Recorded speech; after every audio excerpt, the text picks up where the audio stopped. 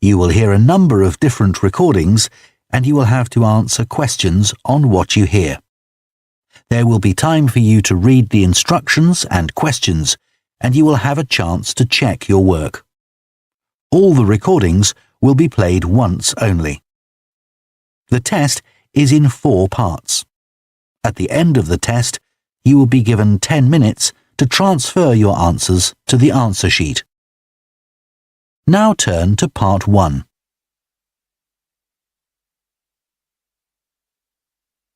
Part 1. You will hear a woman phoning a company that converts old photographs to digital format.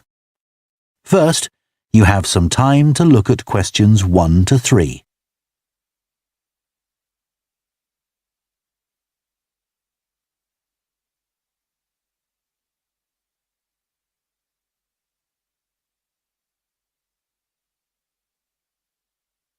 Now listen carefully and answer questions 1 to 3.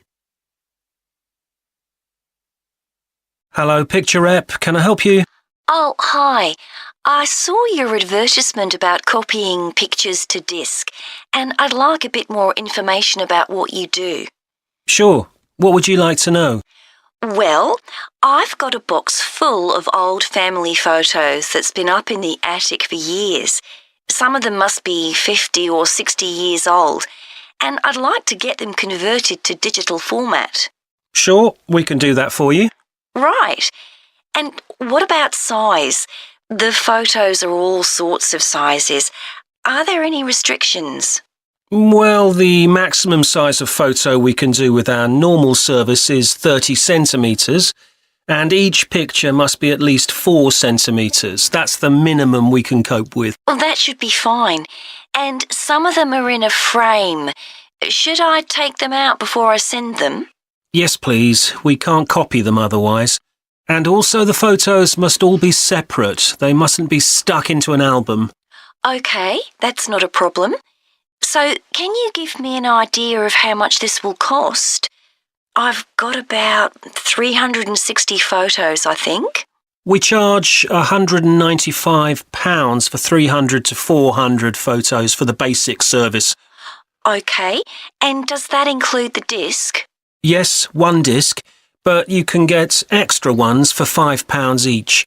That's good. So, do I need to pay when I send you the photos? No, we won't need anything until we've actually copied the pictures. Then we'll let you know how much it is, and once we've received the payments, we'll send the parcel off to you. Right.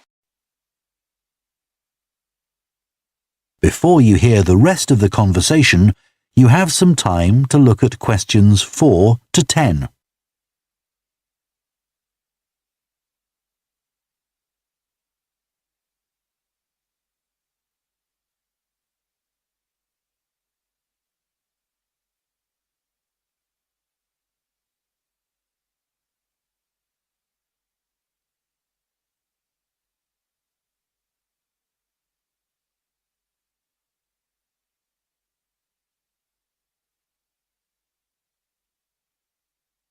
Now listen and answer questions 4 to 10. Is there anything else you'd like to ask about our services? Yes, I've roughly sorted out the photos into groups, according to what they're about. So, can you keep them in those groups when you copy them? Sure, we'll save each group in a different folder on the disk, and if you like, you can suggest a name for each folder. So, I could have one called Grandparents, for instance. Exactly. And do you do anything besides scan the photos? Like, can you make any improvements? Yes, in the standard service, each photo is checked and we can sometimes touch up the colour a bit or improve the contrast. That can make a big difference. OK, and some of the photos are actually quite fragile. They won't get damaged in the process, will they? No, if any look particularly fragile, we'd do them by hand. We do realise how precious these old photos can be. Sure. And another thing is we can make changes to a photo if you want. So if you want to remove an object from a photo or maybe alter the background, we can do that. Really? I might be interested in that. I'll have a look through the photos and see. Oh, and talking of fixing photos, I've got a few that aren't properly in focus. Can you do anything to make that better? No, I'm afraid that's one thing we can't do. Okay. Any other information I can give you?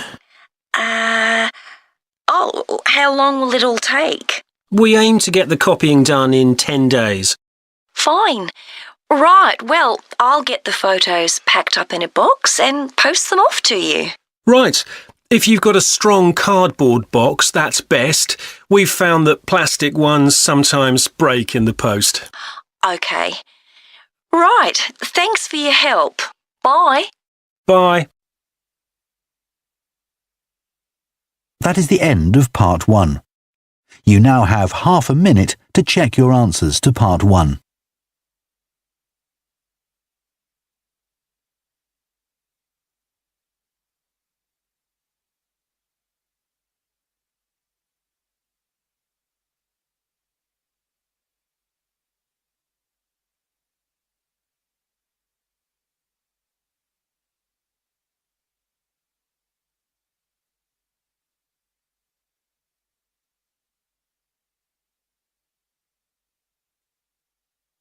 Part 2. You will hear a head teacher talking to parents of pupils about changes at the school. First, you have some time to look at questions 11 to 15.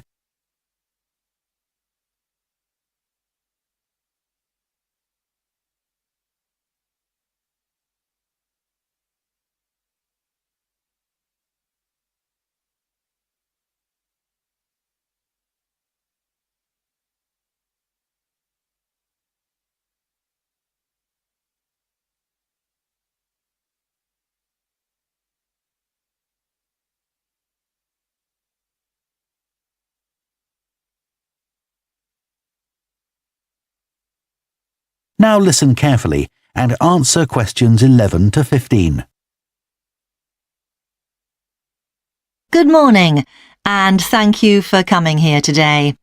I'd like to bring you up to date with changes in the school that will affect your children. As you know, the school buildings date from various times, some from the 1970s, some from the last 5 years, and of course, Dartfield House is over a century old. It was commissioned by a businessman, Neville Richards, and intended as his family home, but he died before it was completed. His heir chose to sell it to the local council, who turned it into offices. A later plan to convert it into a tourist information centre didn't come about through lack of money, and instead it formed the nucleus of this school when it opened 40 years ago. The school has grown as the local population has increased, and I can now give you some news about the lower school site, which is separated from the main site by a road. Planning permission has been granted for development of both sites. The lower school will move to new buildings that will be constructed on the main site. Developers will construct houses on the existing lower school site. Work on the new school buildings should start within the next few months. A more imminent change concerns the catering facilities and the canteen. The canteen is always very busy throughout the lunch period. In fact, it's often full to capacity because a lot of our pupils like the food that's on offer there. But there's only one serving point, so most pupils have to wait a considerable time to be served. This is obviously unsatisfactory, as they may have hardly finished their lunch before afternoon lessons start. So, we've had a new food hall built, and this will come into use next week. It'll have several serving areas, and I'll give you more details about those in a minute. But one thing we ask you to do to help in the smooth running of the food hall is to discuss with your children each morning which type of food they want to eat that day, so they can go straight to the relevant serving point. There won't be any junk food. Everything on offer will be healthy, and there's no change to the current system of paying for lunches by topping up your child's electronic payment card online. You may be wondering what will happen to the old canteen. We'll still have tables and chairs in there, and pupils can eat food from the food hall or lunch they've brought from home. Eventually, we may use part of the canteen for storage, but first, we'll see how many pupils go in there at lunchtime. Before you hear the rest of the talk, you have some time to look at questions 16 to 20.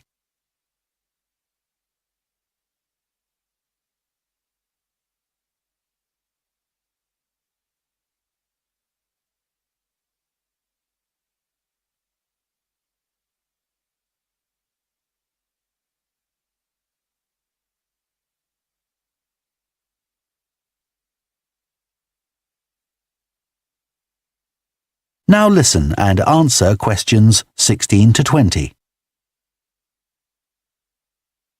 OK, back to the serving points in the food hall, which will all have side dishes, desserts and drinks on sale, as well as main courses. One serving point we call World Adventures. This will serve a different country's cuisine each day. Maybe Chinese one day and Lebanese the next. The menus will be planned for a week at a time, so pupils will know what's going to be available the whole of that week. Street life is also international, with food from 3 particular cultures. We'll ask pupils to make suggestions, so perhaps sometimes there'll be food from Thailand, Ethiopia and Mexico, and then one of them will be replaced by Jamaican food for a week or 2. The Speedy Italian serving point will cater particularly for the many pupils who don't eat meat or fish. They can be sure that all the food served there is suitable for them. There'll be plenty of variety, so they shouldn't get bored with the food. OK, that's all on the new food hall. Now, after-school lessons. These are very popular with pupils, particularly swimming. In fact, there's a waiting list for lessons. Cycling is another favourite, and I'm delighted that dozens of pupils make use of the chance to learn to ride in off-road conditions. It means that more and more cycle to and from school every day. As you know, we have a well-equipped performance centre, and we're going to start drama classes in there too. Pupils will be able to join in just for fun, or work up to taking part in a play. We hope to put on at least one a year. We already teach a number of pupils to use the sound and lighting systems in the centre, and a former pupil has given a magnificent grand piano to the school, so a few pupils will be able to learn at the school instead of going to the local college, as many of them do at the moment. That is the end of Part 2. You now have half a minute to check your answers to Part 2.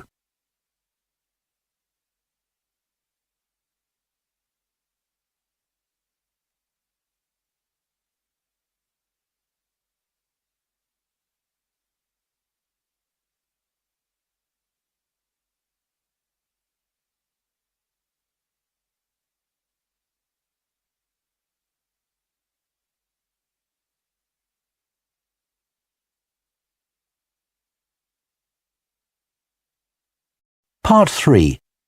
You will hear 2 psychology students called Luke and Susie discussing their assignment on sleep and dreams.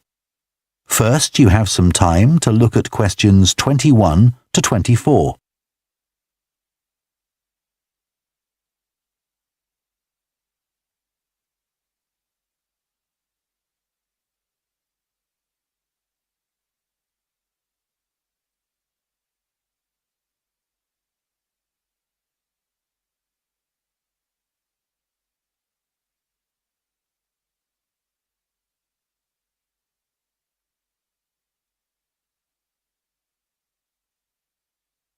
Now listen carefully and answer questions 21 to 24.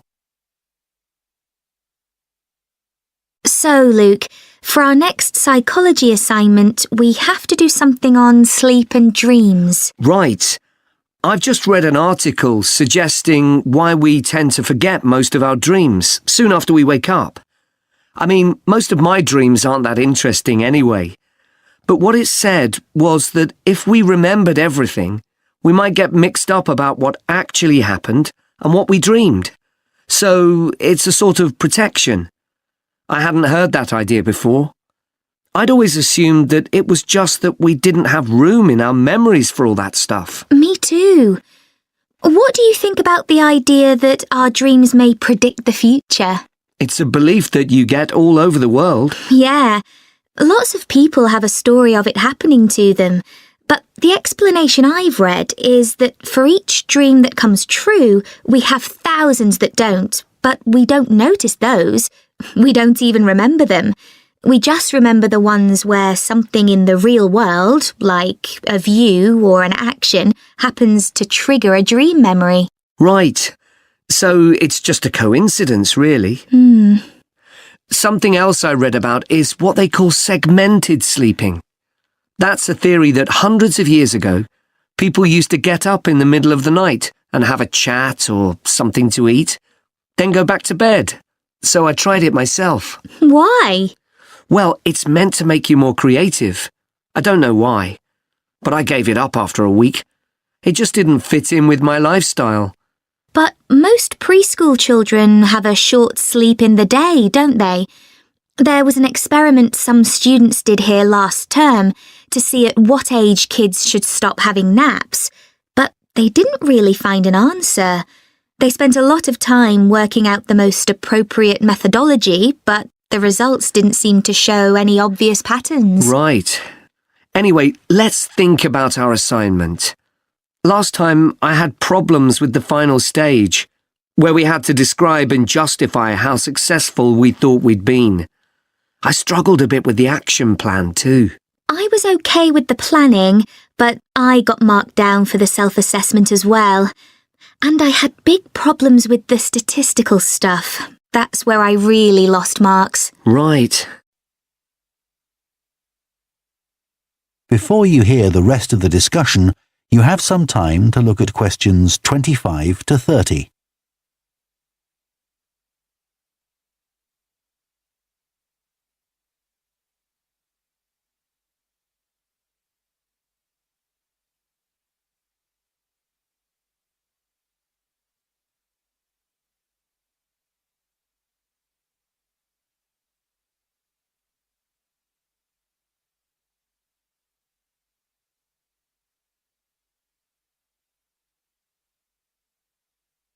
Now listen and answer questions 25 to 30. So, shall we plan what we have to do for this assignment? Okay. First, we have to decide on our research question. So, how about, is there a relationship between hours of sleep and number of dreams? Okay. Then we need to think about who we'll do the study on. About 12 people? Right. And shall we use other psychology students? Let's use people from a different department. What about history? Yes, they might have interesting dreams. Or literature students. I don't really know any. OK, forget that idea. Then we have to think about our methodology. So we could use observation, but that doesn't seem appropriate. No. It needs to be self-reporting, I think. And we could ask them to answer questions online. But in this case, paper might be better, as they'll be doing it straight after they wake up. In fact, while they're still half asleep. Right. And we'll have to check the ethical guidelines for this sort of research. Because our experiment involves humans, so there are special regulations. Yes. I had a look at those for another assignment I did. There's a whole section on risk assessment, and another section on making sure they aren't put under any unnecessary stress. Let's hope they don't have any bad dreams. Yeah. Then, when we've collected all our data, we have to analyse it and calculate the correlation between our two variables. That's time sleeping and number of dreams. And then present our results visually in a graph. Right, and the final thing is to think about our research and evaluate it. So that seems quite straightforward. Yeah. So now let's get started. That is the end of part 3. You now have half a minute to check your answers to part 3.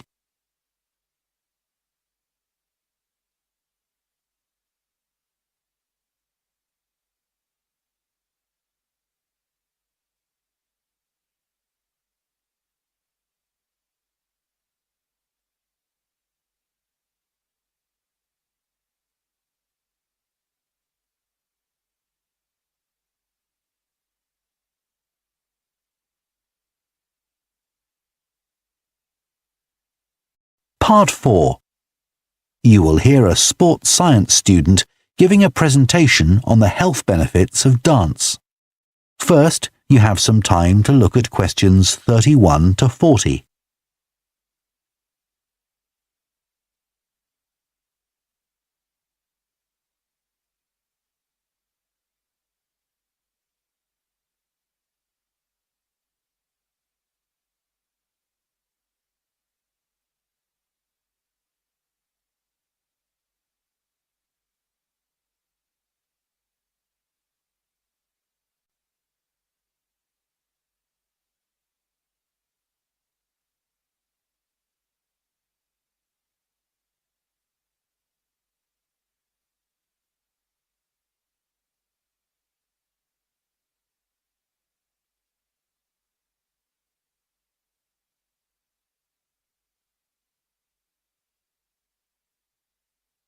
Now listen carefully and answer questions 31 to 40. Dancing is something that humans do when they want to have a good time. It's a universal response to music found in all cultures. But what's only been discovered recently is that dancing not only makes us feel good, it's also extremely good for our health. Dancing, like other forms of exercise, releases hormones, such as dopamine, which make us feel relaxed and happy. And it also reduces feelings of stress or anxiety. Dancing is also a sociable activity, which is another reason it makes us feel good. One study compared people's enjoyment of dancing at home in front of a video with dancing in a group in a studio. The people dancing in a group reported feeling happier, whereas those dancing alone did not. In another experiment, university researchers at York and Sheffield took a group of students and sent each of them into a lab where music was played for 5 minutes. Each had to choose from 3 options: to sit and listen quietly to the music, to cycle on an exercise bike while they listened, or to get up and dance. All were given cognitive tasks to perform before and after. The result showed that those who chose to dance showed much more creativity when doing problem-solving tasks. Dr. Lovett at the University of Hertfordshire believes dance could be a very useful way to help people suffering from mental health problems. He thinks dance should be prescribed as therapy to help people overcome issues such as depression.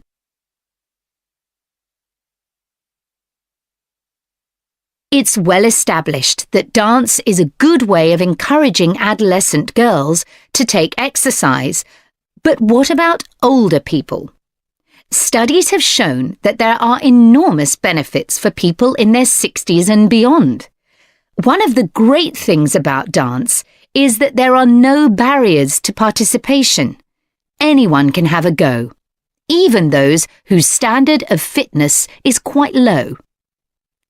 Dance can be especially beneficial for older adults who can't run or do more intense workouts, or for those who don't want to. One 2015 study found that even a gentle dance workout helps to promote a healthy heart. And there's plenty of evidence which suggests that dancing lowers the risk of falls, which could result in a broken hip, for example, by helping people to improve their balance. There are some less obvious benefits of dance for older people too. One thing I hadn't realised before researching this topic was that dance isn't just a physical challenge. It also requires a lot of concentration, because you need to remember different steps and routines. For older people, this kind of activity is especially important because it forces their brain to process things more quickly and to retain more information. Current research also shows that dance promotes a general sense of well-being in older participants, which can last up to a week after a class. Participants report feeling less tired and having greater motivation to be more active and do daily activities such as gardening or walking to the shops or a park. Ballroom or country dancing, both popular with older people, have to be done in groups. They require collaboration and often involve touching a dance partner, all of which encourages interaction on the dance floor. This helps to develop new relationships and can reduce older people's sense of isolation, which is a huge problem in many countries. I also looked at the benefits of Zumba. 15 million people in 180 countries now regularly take a Zumba class, an aerobic workout based on Latin American dance moves.